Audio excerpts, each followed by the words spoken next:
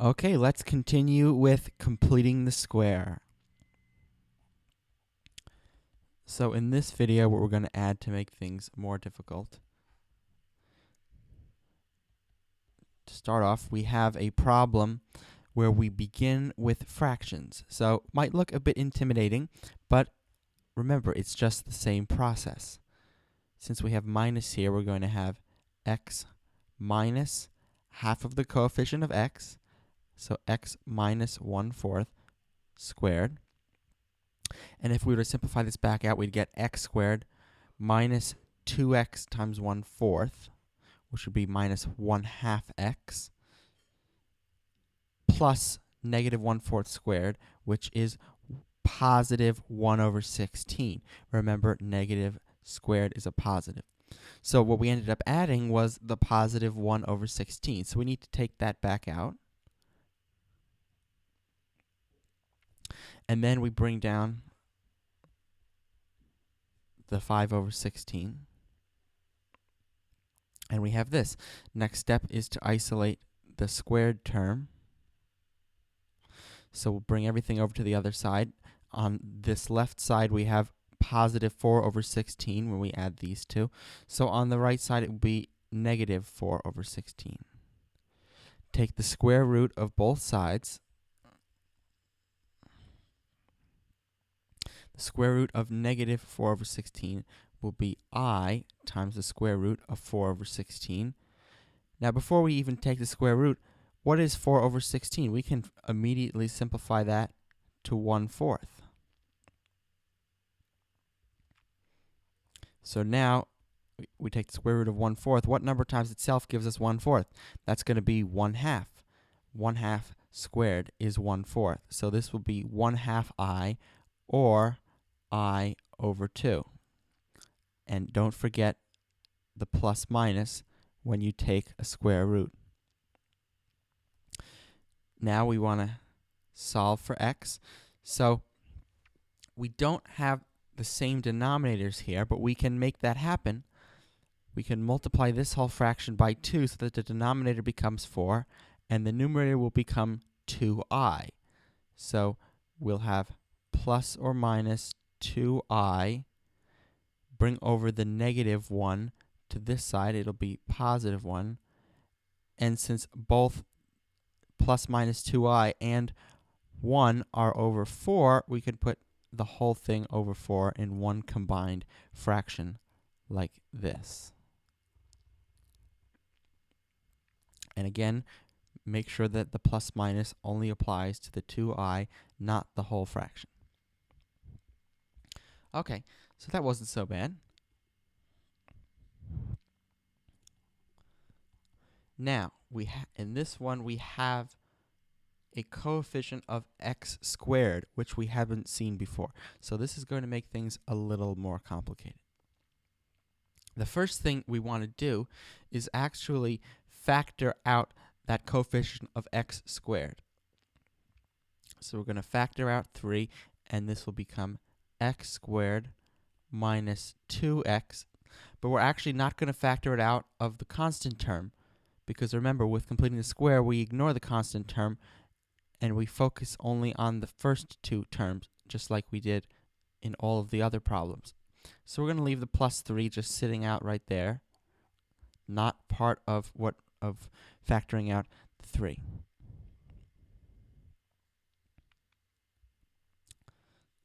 So now, here's where it gets a little tricky. We have a 3 sitting outside here,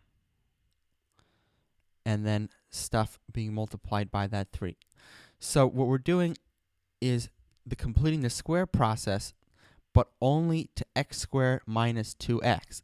These are the new terms that we're dealing with when we change these two terms into one squared term like this. We're doing it now to x squared minus 2x. So we're actually going to need to use double parentheses. So now we have x minus half of the coefficient of x, so half of 2 is 1 squared. So we change x squared minus 2x into x squared minus 2x plus 1. But the plus 1 is what we ended up adding, so we're going to take that back out. Now close the parentheses. So just so you're clear here, this 3 is being multiplied by everything inside of here.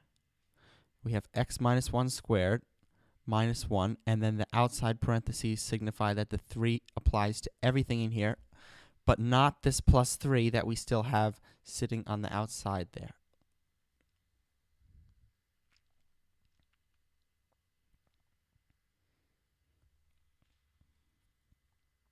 Okay, now we can remove one of the sets of parentheses. We'll just have 3 times x minus 1 squared, because what we're going to do is bring this negative 1 out of the parentheses.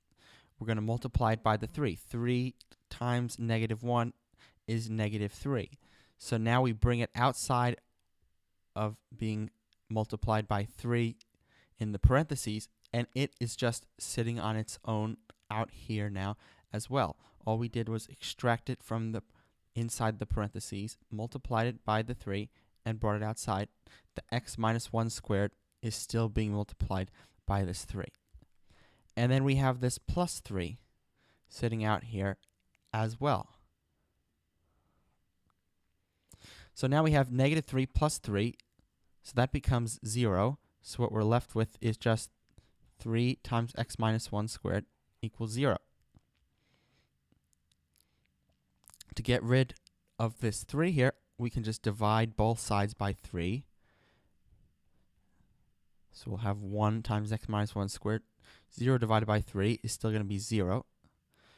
We'll take the square root of both sides. The square root of 0 is 0, because 0 times 0 equals 0. And we'll get x equals 1. So quite a bit of work, and this is what we're left with. Now this is the first quadratic we've seen where there is only one solution. And there is a reason why there's only one solution to this quadratic, which we're not going to get into now, but we will definitely get into in future videos.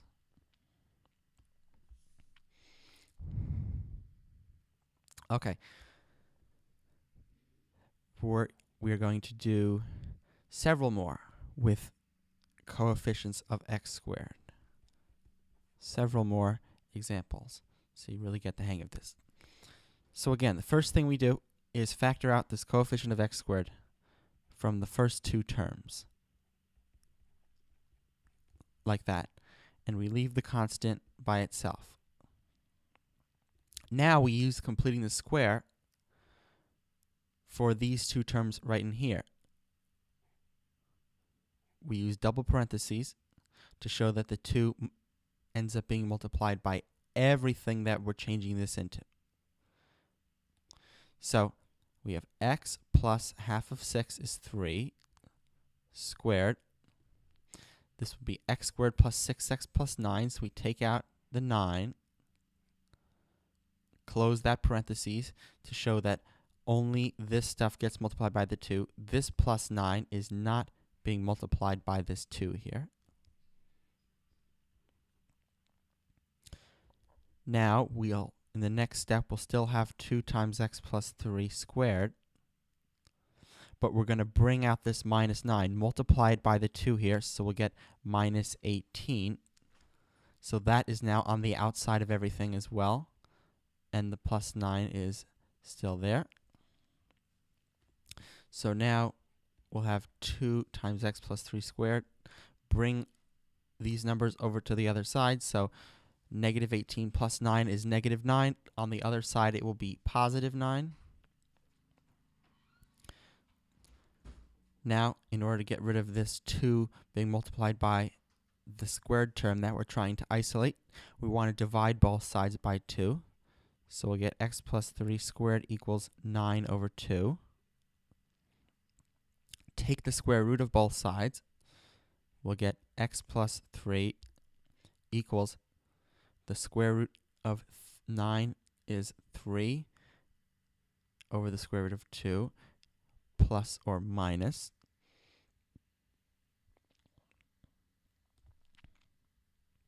Now, before we solve for x, remember that we shouldn't leave a square root in the denominator.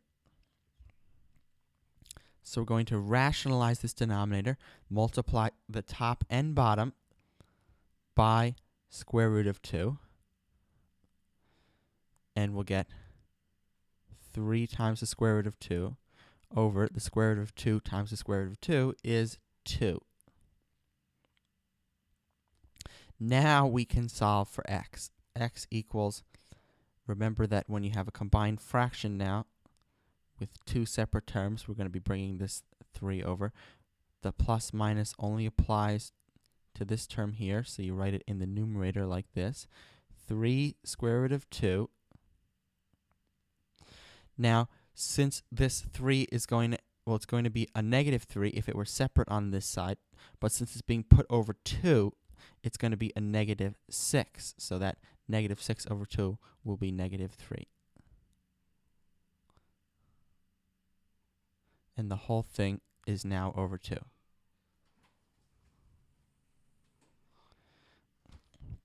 So these problems do definitely get significantly longer when you have coefficients of x squared. Let's do another one.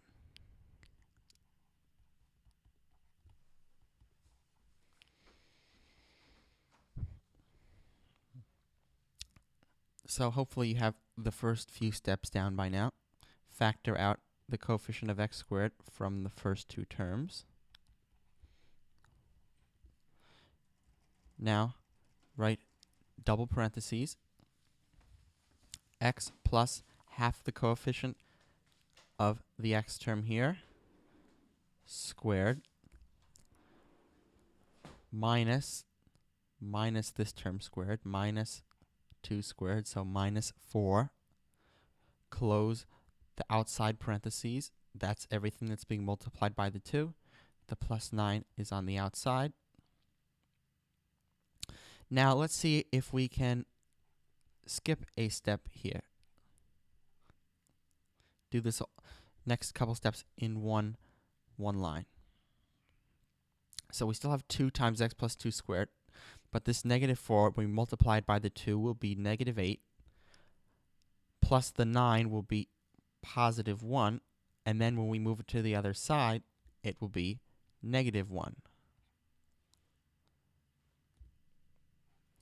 Divide both sides of the equation by 2 to isolate the squared term, and we'll get x plus 2 squared equals negative 1/2.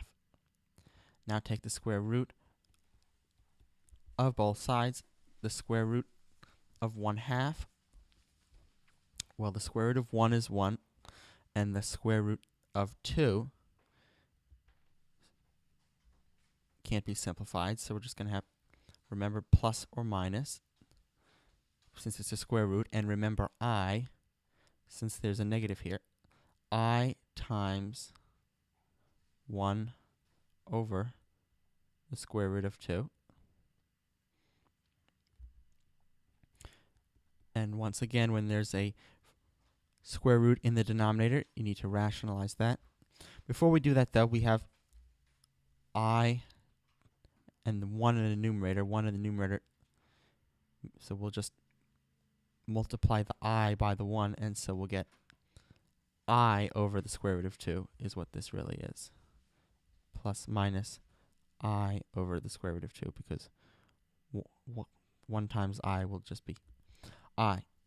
So when we rationalize the denominator, we'll get plus minus I square root of 2 over 2.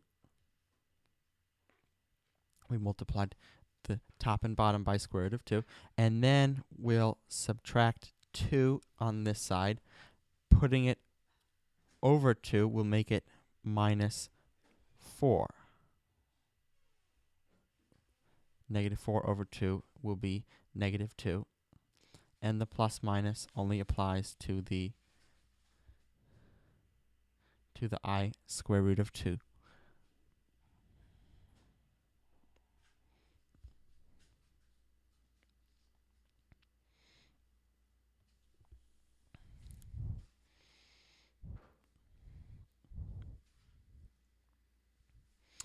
All right, let's start with something that is not in the standard format. So with something like this, you obviously want to rearrange it into the x squared plus the x's plus the constants. But in order to make this a little easier, instead of bringing everything over to the left side, we can see. Actually, no, we can do that. Yeah, let's do that. Okay, bring everything over to the left side. That's probably going to be easier because there's fewer stuff on the right side to bring over. So 3x squared minus 5x squared will be negative 2x squared. Negative 18x, there's no other x's, and 2 minus 1 will be plus 1. Now we factor out the coefficient of the x squared term. Negative 2 factored out of negative 18 will be plus 9x.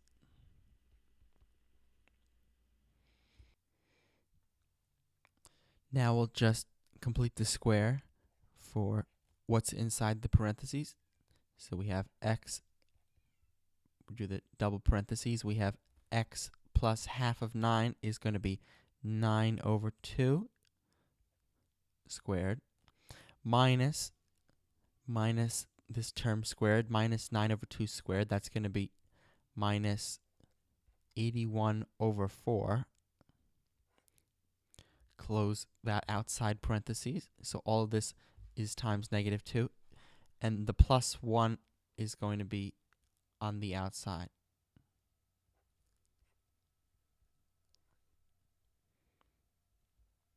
Now, we want to remove this negative 81 over 4 from being multiplied by negative 2. The x plus 9 over 2 squared will still be multiplied by that. So negative 81 over 4 times negative 2. Well, when we multiply a fraction, that's the same thing as, since we're multiplying the numerator, we could also just divide the denominator. So we're going to divide the denominator by 2. 81 over 4 will become 81 over 4 times 2 is 81 over 2. And since we have a negative divided by a negative, it will be plus 81 over 2. And now it is on the outside of this parentheses. Now let's change 1 to a fraction over 2. So this will become 2 over 2.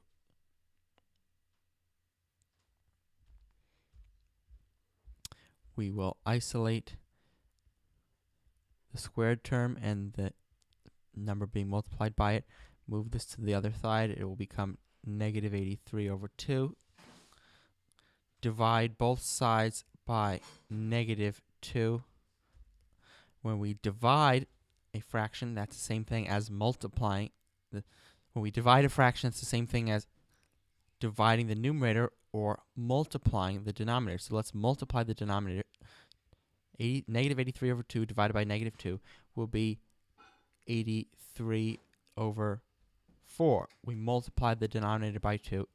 And again, a negative divided by a negative will be a positive result. Take the square root of both sides.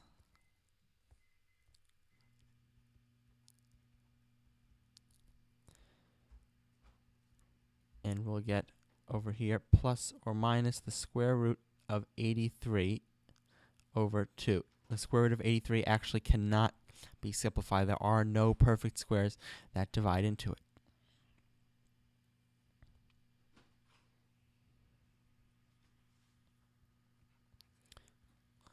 And now we'll just move the 9 over to the other side.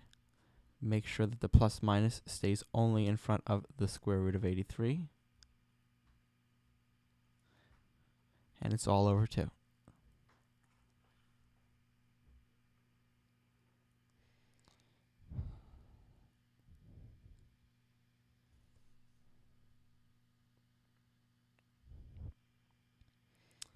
Okay, let's do one more problem.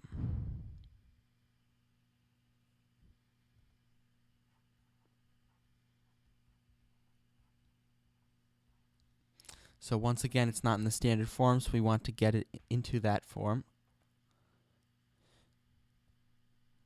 here we have 48x equals negative 81 minus 16x squared. So if these are both negative, they'll be positive on the other side. So we can just bring them over.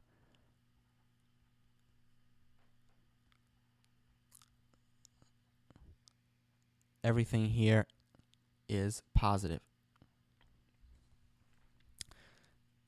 Factor out 16 of the first two terms. Complete the square. X plus half of 3 squared minus 3 over 2 squared.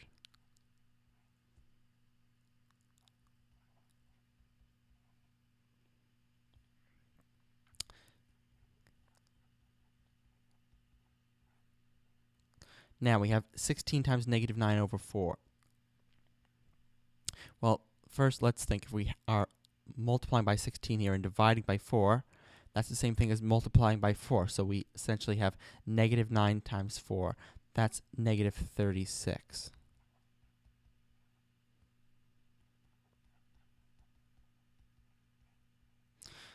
Negative 36 plus 81 is 45. On the other side, it'll be negative 45. Divide both sides by 16. Negative 45 over 16. Simplify that fraction in your head. And you will get... Actually, wait a minute. Yeah, that actually cannot be simplified.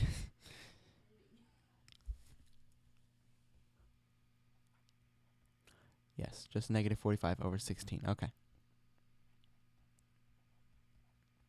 Square root of both sides. Square root of 45. We're going to break that up into square root of 9 times square root of 3 so that we can make it square root of 9 times square root of 5 is 3 times the square root of 5. And since it's negative, we're going to put an I right there. Over square root of 16 is 4. And the whole thing is plus minus because it's the square root. Now we solve for x. We have plus or minus 3i square root of 5. And here we have 3 over 2. Since we're making the 3 over a 4, it will become a 6. Negative 6 over 4 is we have 6 over 4 is the same as 3 over 2.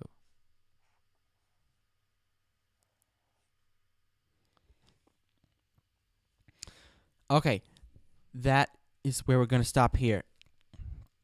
So we're done covering completing the square for now, but it will definitely come up in several future videos. So make sure you practice it a lot so that you can do it quickly and accurately.